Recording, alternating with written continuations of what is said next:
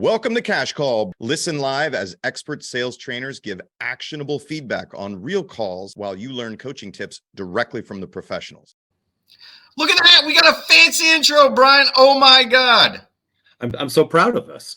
Yeah, my mom is going to be so proud of me. Yeah. 4 years later, we've got our first intro. Isn't that crazy? Yes. Cash Call, everybody. Dale, Archdekin, Brian Curtis back again for another week, and we will just ignore all the technological glitches that we had prior to the. Know this, Brian and I are here earning the big dollars for our sales expertise and advice, and not our technical skills. Right, Brian? Absolutely. If we were employed for being technical, then we would make less money than we're already not making. Yeah, I'd be working at Target probably. So yeah, no, we're not. Oddly enough, I'm a pretty techie guy, but I don't know this tech, and like everything else, it takes longer for this old dog to learn new tricks. So, but I can still learn them. True. So I have a call today, and it's funny, man. I'm really enjoying the fact that I have this call to play from one of our clients that's doing training with us, and the reason I'm happy about this, actually, at first, it's going to sound like kind of a waste, right? He's calling into the database an really old lead that currently doesn't have any intent to do anything. But, this is why we do this show, or why I do this show, Brian, is because, I want us to give the experienced nuance down to these other salespeople out there that are actively doing it. And if you don't listen to things like this as a team leader, as a sales trainer, you don't know that these things are going on, and you don't know that there's some opportunity being lost. So let me go ahead and not chat it up too much. I'll go ahead and play it, and then we'll talk about it. Let me get this window out of the way. So am I sharing it? No, here we go. There we go. This one. Share screen. I have to talk myself through this. Share screen, share tab, and go. All right. You'll just give me a thumbs up if you hear it, Brian. Hello. Hey, is this Amy? It is. Hey, Amy, this is Chancellor. I'm a local real estate advisor here in Tulsa. I was just going through some files and had seen that you'd been in our system for a couple of years now and are still looking for a house. Are you still currently looking? No. You're not looking anymore? No. Did you end up finding something? Oh, I've lived in the house I'm in for 4 years, so I'm not sure. Yeah. You have. Are you just kind of seeing what's on the market and stuff? I don't know what you're referring to. Is it from me looking at something online? Yes, ma'am. Oh, yeah. I look at stuff all the time. Okay. Yeah. I'm not looking to move. Not looking to move. Okay. Yeah. I'll just keep sending you stuff just so you can kind of keep updated with market. If you know of anybody, friends or family that's, needing some assistance in real estate, I'd love to help. Okay. Awesome. Well, thank you. All right. Now, on its surface, that may seem like kind of a waste of time, right? If you're a salesperson and you have that conversation with somebody, she's been in her house for 4 years. She's an old lead in the system. He gave sort of a college effort. Hey, well, if you know anybody who's looking to make a move, let us know, right? But here's how you can do that better. Let's do a little role play, Brian, and I'm going to be the agent on this. And what I'll say is, what you want to do is, I want to build more rapport with this guy. Right? I want to build more rapport. I want to make sure that if I'm going to have a conversation with him, I'm much more likely that it's going to be memorable and that he sort of becomes a part of my family now. Because as we're having these conversations with leads, there's going to be a lot more of them, especially ones who own property in our target market who aren't going to be doing something or not ready to do something yet. But if you want to add them into your system for future business, then you have to make more of a mark on them than what this brief 1-minute call was, right? So Brian, why don't you just tell me that you've been in your home, or you're going to say that you've been in your home for 4 years, right? After I say what I'm about to say. Got it, Brian. So, looks like you've been looking at homes on our website. Are you just like looking at homes? Yeah, I just like looking at homes. I've actually been in the house that I'm currently in for about 4 years now. I really like the house. Oh, that's fantastic, man. What neighborhood are you in? I'm in, such and such neighborhood. Such and such neighborhood. That's fantastic. How did you happen to pick that neighborhood, Brian? I love that neighborhood. Just a little dumb luck. I found a house that met my needs, and it was well within the price range, and so it all just kind of worked out. Had a good agent working for me. That's fantastic. Yeah, great. You had a good agent working for you. Everybody needs a really good agent. Let me ask you this, Brian. We do actually have a lot of buyers who are looking to move into your neighborhood. Do you happen to know of anybody that's thinking of, or thought about putting their home on the market, or even curious about what they could get currently for their home? I really don't know. I'm kind of a homebody, but I do know that I was talking to somebody in my neighborhood the other day who said that they were considering moving. And honestly, if you would call my next door neighbor and harass him, I would like him to move. So, all right, that sounds great. So I'm going to break the role play there. I would continue going on to at some point get permission to be sending Brian stuff or keep him up to date on sales in his market. And notice I would ask permission to do that. Whereas what we heard is the agent skipped over the fact that she's been living there for 4 years, right? I celebrated it, right? Now I'm talking to Brian as though I'm also part of the community. I'm also part of the neighborhood. I want to get his feedback about it. And really, I was teeing him up for the ability to ask him, do you know of anybody who's been thinking about this? Versus what's that close called? That sort of, not soft close, Brian, but when you're like trial close. No, when it's like, oh, let me know if you run across somebody versus do you know somebody, right? Yeah. So I guess I wouldn't even consider that a close. That's why I didn't even know what you meant. That's how weak of a close that is. Yeah, exactly. So when you say, oh, let me know if you run across somebody, or let me know if somebody needs our help, is so weak that it's not even worth registering. But I know there's a name for it. I forget what it's called. But what I did instead is I asked you directly and expected an answer, right? Yeah. And then I would go on to ask permission to be sending you stuff rather than just saying, oh, Brian, hey, you don't have any need for me. Hey, you don't know who I am. Okay, well, I'm going to keep sending you crap. Yeah, absolutely. And, you can ask in a way that's a little more aggressive than, would it be okay if I sent you something? Hey, by the way, a lot of my clients or a lot of people, I send them reports that just give you an idea on the market. If it's okay with you, I'm going to continue to send those to you. And I asked, but I didn't really give her a chance to say no. I didn't say, would you like me to send you? Because that's a yes, no question that someone might say no to. If the person really doesn't want what I just said, they'll tell me, no, Brian, I really don't want that. Please don't send that to me. So, but if you ask them a yes, no question, they have to make a decision. By the way, most people default to no. So ask the question, just don't ask it in a way that it's simple. You can get a very simple knee-jerk no for it is where I fall on. Yeah, and I would say that call almost rolls into our circle prospecting script, right? Which this person should be trained on, which is, you've said no, you don't know anybody, right? You have no plans. Hey, got it, Brian. You know what? Several of your neighbors have asked us to keep them up to date on home values and sales in your neighborhood. I can email the same information to you. What's your email address? Yeah. Dale didn't say, is it okay if I send you that email? He said, what's your email address? And again, if the person doesn't want to give you their email address, they won't, but they're not going to say no. So, go ahead. Mm-hmm. Yeah, we use social proof in there. We use, we tell them exactly what they'll get, what the value is, and how they will get it, right? Which is via email. Yeah.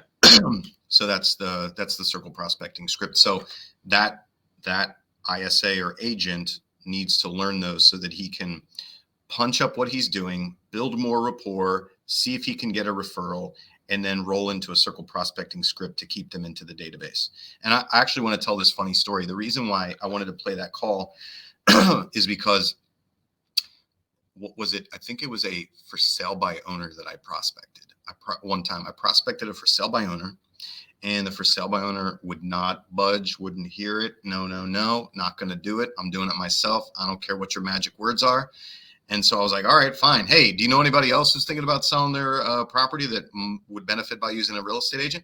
Hey, yeah, as a matter of fact, I do. My friend Sheila at work, I can connect the two of you. The FSBO referred me somebody who ended up buying and selling multiple millions of dollars over the years, right? Because I asked on what looked like and felt like a dead end call. Well, and it's funny. I've got a similar call. I wish it was my own, but it's not.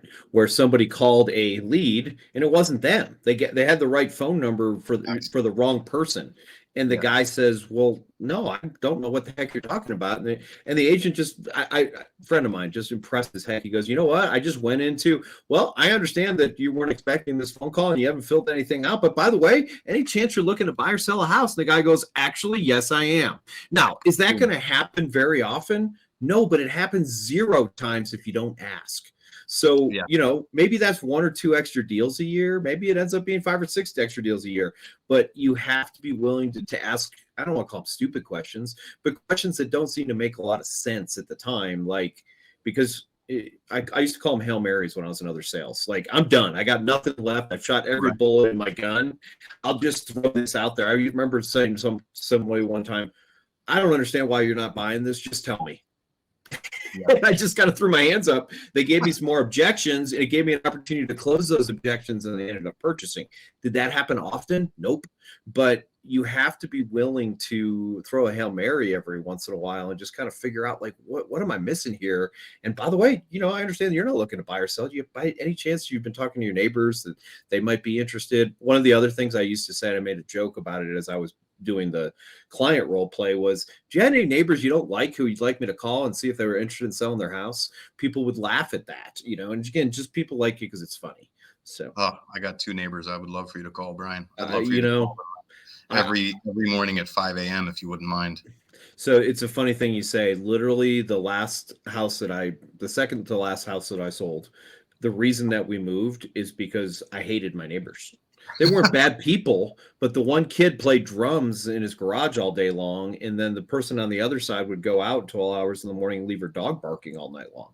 God. They weren't bad people, like, on their surface, but it was really annoying to live next to drum guy and dog girl, and it just wasn't fun.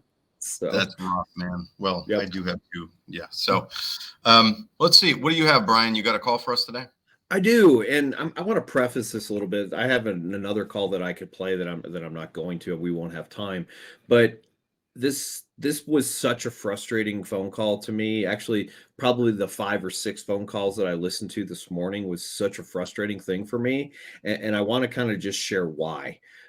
Because if my team is doing it, I'm going to go out on a limb and say we're not the only ones. And what it is intro scripts. And if you do not have a good intro script, the thing that you're saying the moment that you get on the phone, you're digging yourself a hole. So one of the phone calls I listened to this morning, they dug themselves a hole that they may not have been in because the guy wanted to talk to the listing agent. Well, if you'd done a better intro, there was a chance that they wouldn't even ask you that question because you're doing such a good job talking through this that they're like, guys, like, yeah, you know what? I will work with you. I built good rapport with you. But if the very first thing that comes out of that person's mouth, because if it's, hey, hello, yeah, hey, hello, how can I help? Yeah, I want to talk to the listing agent. I haven't built rapport. I haven't shown my competence. I haven't done anything yet. And I've got to overcome an objection with 0 rapport, 0 credibility. Why would you set yourself up for that? So anyway, I'm going to play this call, and I think you guys will get where I'm coming from here. And it's kind of an interesting thing. I have not previewed this call with Dale, so it'll be interesting to see his thoughts on it as well. It's an interesting thing that happens here. So here we go. Dale and I believe that I've figured out my technical glitches. So hopefully that will be true. And I'm going to click on that and hit share. Comments, Brian. I wonder if I'm not seeing any comments here. Weird. While you're doing that, I'm just mentioning that I'm not seeing any comments. Somebody comments something while we do this. Go ahead, Brian. Hello. Hello. Hi. So he got the hello thing right. That being said, maybe it shouldn't have been there. So this is Frank with Curtis Realty Group. You were inquiring about a property on Realtor? Yeah, I'm looking for the listing agent of that property in Rogers, Arkansas. Okay. And which property is it? It is, let's see.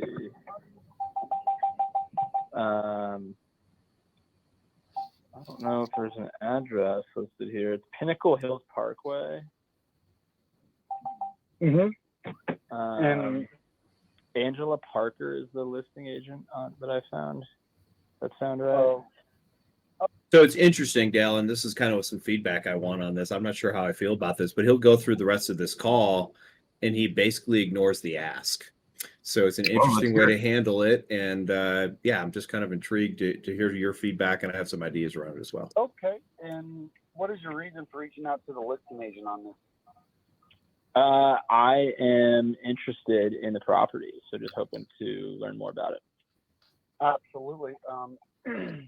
If you give me about 30 minutes, I can get in front of my computer and I can get with Angela and we can get the information that you're looking for. What specifically is it that you need Can you answers? pause it? Does he know Angela? No. Okay. Wow. That's good. Good job. Yeah, no, it's an agent, another agent's at another brokerage. This is not. He's pretending like him and Angela are best friends, and Angela has given him the right to, work on his property. It's actually, I think it's well done, actually. I want everybody listening to hear what we just heard. This is your new official scripting, right? Yeah, I can get with Angela and get your questions answered. Move the hell on. Okay. That's it. Right. Yeah, I can get with listing agent and get your questions answered for you. Blah, blah, blah, blah, blah. Right. Either what specific questions do you have, or, if it looks like everything's going to work out for you, would you like to go see it? When would that be? Right. Just redirect it right to the showing. Perfect. Anyway, I'll play a little bit more. Okay. The information that you're looking for, what specifically is it that you need answers? Just trying to learn more about it. See photos, timelines, just trying to learn more as much as I can. Okay. Is this a good number to reach you back at? Yes, sir. Okay. Can you repeat it for me? Because actually, as I look, I don't have that number exactly. Yeah, sure. My number is 413-374-5394. Perfect. If you just give me about 30 or 45 minutes, I can reach back out to you. I'm just leaving an appointment now. I'll be in front of my computer, and I will be able to get you on the phone, and we can get all the questions answered, okay? Thanks so much. And can you remind me your name again? My name is Frank, and I'm with Curtis Realty Group, and we're right there in Pinnacle. We're local, so if it's something you want to go and see after we answer these questions, I'll be available to go and show it to you if you'd like to see it in person. All right. Pause it. Or do you want to hear the rest of it? Because I have some comments. There's all 5 seconds left. Let's just play the last 5 seconds. Okay. Thank you very much. Thank you. There you go. Okay. So Brian, here's what I would say, man, is that I wouldn't end the call. No, I would not get off the phone and go in front of a computer. We don't need to do that. Agreed. I want to investigate. Yeah, I want to investigate. Like, does this guy have deep specific questions about this property, or are these just like glancing questions? You know what I mean? Like, are they surface level basic questions that I might be able to get done? Or even sometimes people present as, yeah, I'd like to know more about that property, when all they want to know is like, can I make an appointment to go see it? And the price looks good to me. Right. So, it might be super, super shallow what the guy wants, and we can continue on a conversation with him, or it might be super deep. And I discover, okay, hold on. Now I do need to back out of this. We're going to have to get in front of my computer and me talk to the listing agent on the side in order to get this stuff answered. Right. So I wouldn't bail like that. I generally teach people, like, stay in the conversation, get when you talk to a lead, even if it's even if it's not a good timing for you, at least get through your discovery to help with the likelihood that they're going to answer the phone when you call again. Yeah, I agree, because one of the things that hypothetically you could have done in this scenario is just say, look, I'll gather all this information for you, everything that you want to know about the property, make sure the pictures are good, make sure we have everything, and a lot of people look at houses online, really just even to get their question answered, might not get a real good feel for it. Do you have time by chance this afternoon to just go take a look at the property, so that way I can get a real good feel for what you're looking for, and that way we can answer any questions? And who knows, maybe being in the property some more will come up, but either way you can get a firsthand touch for the properties. How's something like that sound for you? Yep. because the truth of the matter is I don't have to look up Jack then. I just go show the property. I got the MLS sheet. I got all the answers I need. I might talk to Angela in this case just to get an idea of what that looks like. But at the end of the day, there's an opportunity here to just sell the guy a house. Yeah, absolutely. And I tend to operate under the belief that people, no matter what they say, will never call me back and will never pick the phone up again.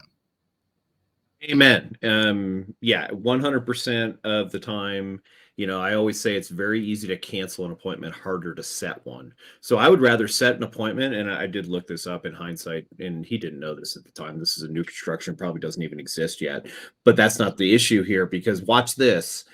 If I call you back and you don't answer the phone, what am I going to do? Please call me back. But if we've got an appointment at 3:00, I can leave this message and with a text message and a voicemail. Dale, I really need to talk to you before our appointment at 3:00 today. It's really important. Yeah. That person will call me back because they don't want to get stood up or they don't want something to go badly. Now, if I just call you and say, Dale, I got that information for you, like, I don't care. I didn't really want it in the first place. And you're not calling me back. But if you set an appointment with someone, super easy to cancel, right? But it's very hard to do that. And I think I've said this before, but I had a company setting appointments for me 7 or 8 years ago. And this is when I got into doing this. I said, here's a copy of my schedule. They said, we don't want it. I'm like, what do you mean you don't want it? And they literally said, we're going to set appointments for you and cancel them if you need. And I was like, well, I don't love that, but I'll give it a try. Works just fine. You call somebody up, Dale, we had a 2:00 today and I'm really sorry. Unfortunately, I got double booked and I really apologize. So would you have time tomorrow or the next, and people, I never once had someone cancel on me, and never once did I not get a hold of that person because we had an appointment. So anyway, powerful in my mind. That's great. Hey, I want to say this because I'm seeing in the chat, everybody, I apologize for the glitchiness of StreamYard.